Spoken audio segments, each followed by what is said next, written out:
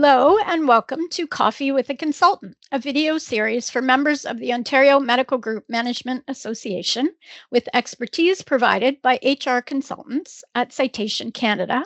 I'm Karen Majerly, Association Manager for OMGMA. In each of these sessions, I'll ask a question about an HR topic that members have been talking about. Citation Canada provides HR and health and safety solutions. As a benefit of membership, OMGMA members receive a 15% discount on all Citation Canada packages. Our HR specialist today is Carlie Bell.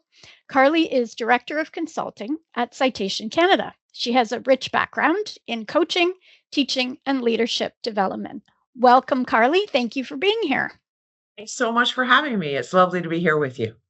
And today's question is about office gossip.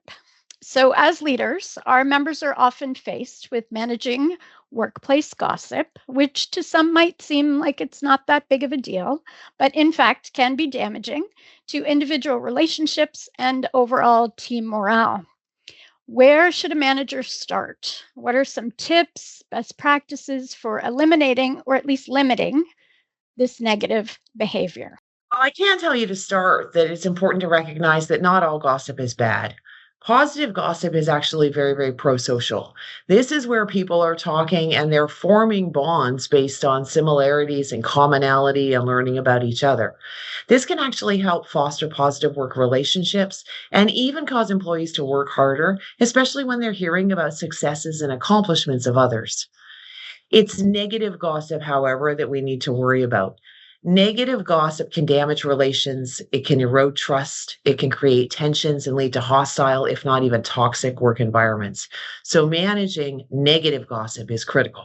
There are really two key elements to managing workplace gossip. And the first is understanding that leaders must model the way.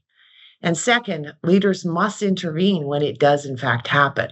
When we talk about leaders needing to model the way, it's important to recognize that policies and workplace expectations need to be clear and need to support the need for work to be a place where respect is paramount.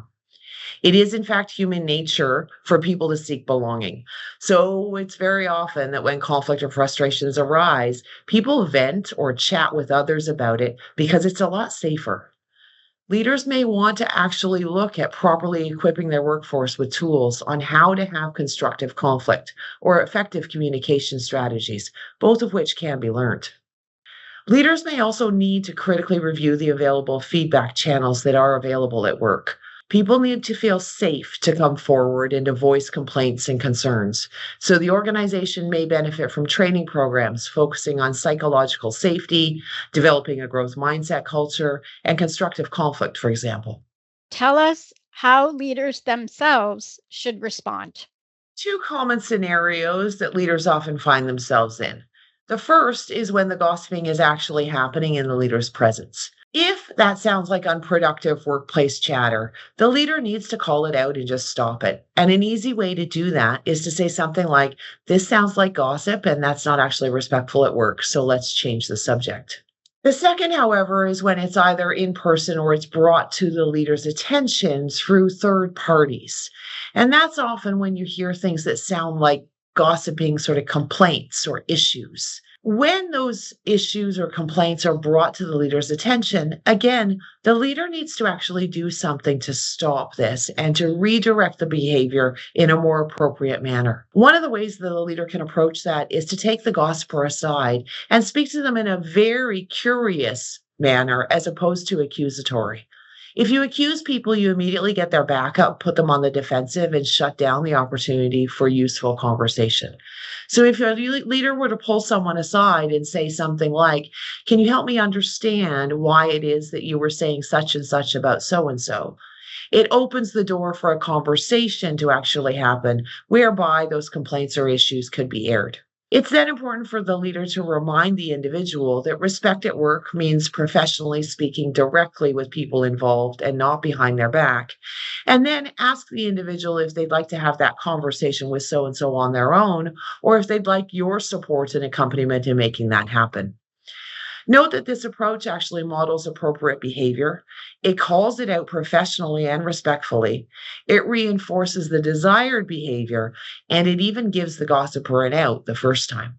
You have also shared with me that workplace gossip could be a sign of a larger issue. Tell me about that.